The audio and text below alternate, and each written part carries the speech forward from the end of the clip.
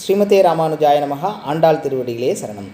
திருப்பாவையில் 21வது பாசுரம் ஏற்றகலங்கள். இதில் ஆண்டாள் எந்த திவ்ய தேசத்தினை மங்களாசாசனம் செய்கின்றாள்னு பார்த்தோன்னா திருநாராயணபுரம்.